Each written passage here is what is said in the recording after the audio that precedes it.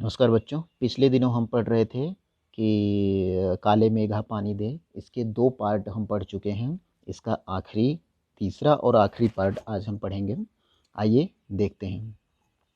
इसके पहले हमने देखा था कि किस प्रकार से जीजी जो लेखक से बहुत प्यार करती थी, लेखक को बहुत चाहती थी, उनसे और लेखक के मध्य वार्तालाप हो रहे हैं। तर्क, विज्ञान, पानी की बर्बादी, इन सब विषयों को लेकर के। जब लेखक इंद्रसेना के ऊपर जो पानी फेंका जाता है उसको पानी की बर्बादी करार देता है, तब जीजी उससे सवाल करती हैं कि नहीं, ये पानी की बर्बादी नहीं है, ये तो लोग त्याग करते हैं। जैसे हमें कुछ पाना होता है तो कुछ हमें पहले समर्पित करना होता है। उसी कड़ी को आगे बढ़ाते हुए कहते हैं, फिर जीजी बोली, देख, तू तो अभी से पढ़ लिख गया है, मैंने तो गांव के मदरसे का भी मुंह नहीं देखा, पर एक बात देखी है कि अगर 30-40 मन गेहूं उगाना है तो किसान 5-6 सेर गेहूं, अच्छा गेहूं अपने पास से लेकर ज़मीन में क्यारियां बनाकर फेंक देता है। उसे बुआई कहते हैं। यह जो सूखे हम अपने घर का पानी इन पर फेंकते हैं वह भी बुआई है। अब जीजी बताती हैं कि जैसे एक किसान को खेती करनी होती है तो वह पहले बीज के रूप में अच्छे अच्छे किस्म के गेहूँ ज़मीन में फैला देता है, ज़मीन में फेंक देता है, बीज के रूप में गाड़ देता है, क्यारियाँ बना करके समर्पित कर देता है ज़मीन को। तो उसका परिणाम क्या होता है कि अच्छे अच्छे जो समर्पित करने के बाद अच्छी फसल होती है, और कुछ त्याग के बदले हम किसान को बहुत कुछ मिलता है।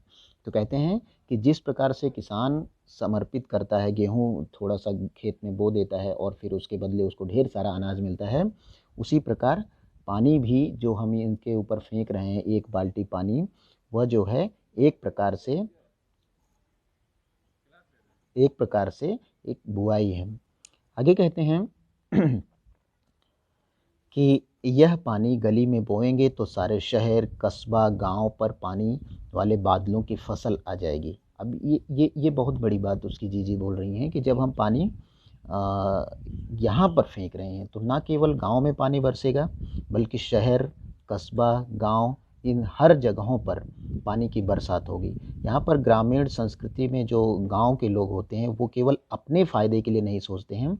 यहाँ पर स्पष्ट लिखा है कि शहर, कस्बा, गांव, हर जगह बादलों की फसल आ जाएगी, मतलब बारिश होंगे। मतलब वो अपने पानी का त्याग करने के बाद वो चाहता है कि ना केवल गांव में पानी बरसे, बल्कि शहर, कस्बा, जहाँ पर भी पानी की ज़रूरत है वहाँ पर पानी बरसे।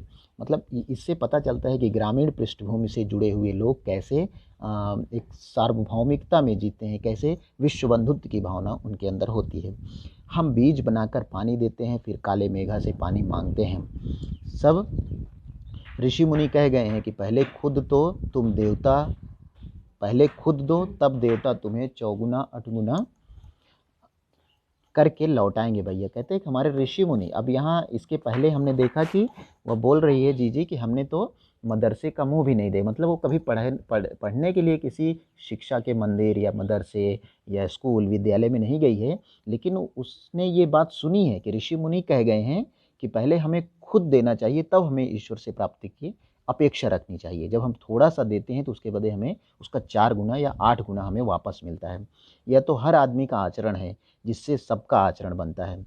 यथा राजा तथा प्रजा, सिर्फ यही सच नहीं है। कहते हैं कि जिस प्रकार राजा होता है उसी प्रकार प्रजा हो, यही सच नहीं है। सच यह भी है कि जिस प्रकार से प्रजा होती है उस प्रकार से राजा को होना पड़ता है।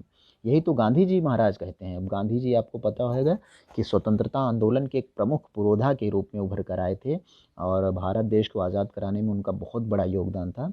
तो उनकी चर्चा करते हुए कहती हैं कि गांधी जी भी तो यही कहते हैं कि पहले हमें देना सीखना चाहिए।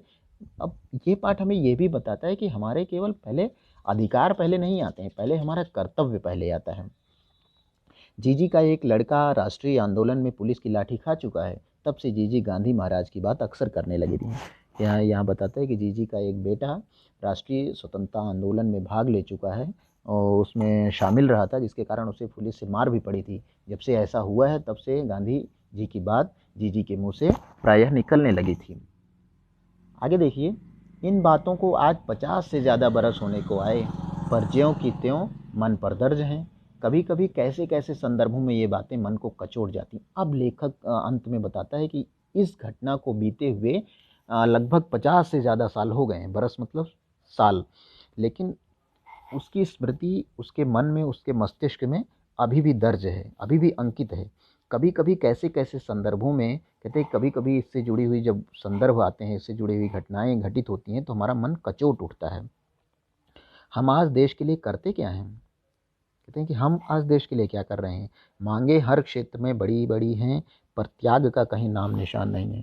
कहते हैं कि आज समाज का हर एक व्यक्ति, देश का हर एक व्यक्ति अपनी मांग की ओर ज़्यादा केंद्रित है, मांग को ध्यान में रखता है, अपनी मांग, अपने अधिकार की बात तो करता है, लेकिन त्याग मतलब कुछ देने की बात आती है तो पीछे हट जाता है।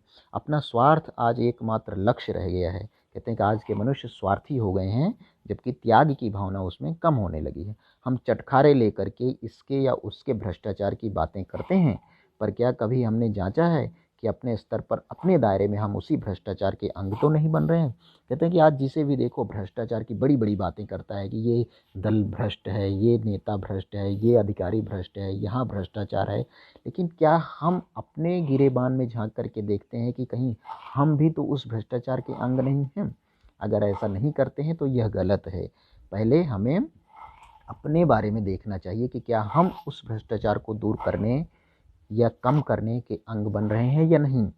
काले मेघा दल के दल उमड़ते हैं, पानी झमाझम बरसता है, पर गगरी फूटी की फूटी रह जाती है, बैल पियासे के प्यासे रह जाते हैं। आखिर कब बदलेगी यह स्थिति? कहते हैं काले मेघा मतलब काले बादल आते हैं, बारिश भी होती है, पानी भी बरसता है बहुत तेज़ से, लेकिन कहते हैं कि अब ये एक प्रतीकात्मक अर्थ व्यक्त कर रहा है कि किस प्रकार से धन संपत्ति आ रही है देश में, लेकिन गगरी फूटी मतलब यहाँ पर गागर जैसे उपयोग होता है ग्रामीण संस्कृति में, गांव के लोग गागर का उपयोग करते हैं, तो गगरी फूटी है। कहते हैं कि वो गागर जिससे पानी भर के लाया जाता है, मतलब जिसका उपयोग ग्रामीण जन करते हैं, वो अभी भी फूटी ही हुई है। मतलब ग्रामीणों की किस्मत अभी भी फूटी हुई है। बैल पियासे हैं मतलब जानवरों को पीने के लिए पानी नहीं है, जिन जानवरों से खेती हो वह खेती भी सही से नहीं हो पा रही क्योंकि बैल ही प्यासे हैं।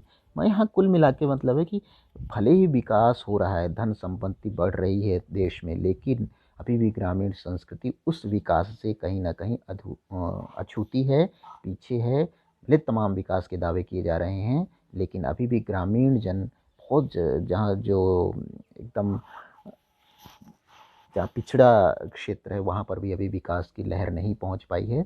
आखिर कब बदलेगी यह स्थिति? कब यह स्थिति बदलेगी? कब इस स्थिति में सुधार होगा? तो ये था आज के पाठ का एक संक्षिप्त अंश, जो एक आखिरी अंश है इस पाठ को पढ़ने के। इसके पाठ के 2 अंश हम पहले ही पढ़ चुके हैं, आपको वीडियो के लिंक भेजे जा चुके हैं, और आप सबसे अनुरोध है कि इसको ज़रूर देखें और आखिरी अंश जो है इसको भी देखें और समग्रता में पाठ को समझने का प्रयास करें। ये पाठ बहुत कुछ सिखाता है। आज हम पढ़ लिख रहे हैं, कल को हम नौकरी में जाएंगे, सर्विस में जाएंगे, देश की सेवा में अलग अलग भागों में कहीं ना कहीं हम होंगे। ऐसे में क्या हम समाज को देंगे, क्या हम समाज को देने के लिए तैयार रहते हैं, उसकी एक पृष्ठभूमि तैयार करता है यह पाठ।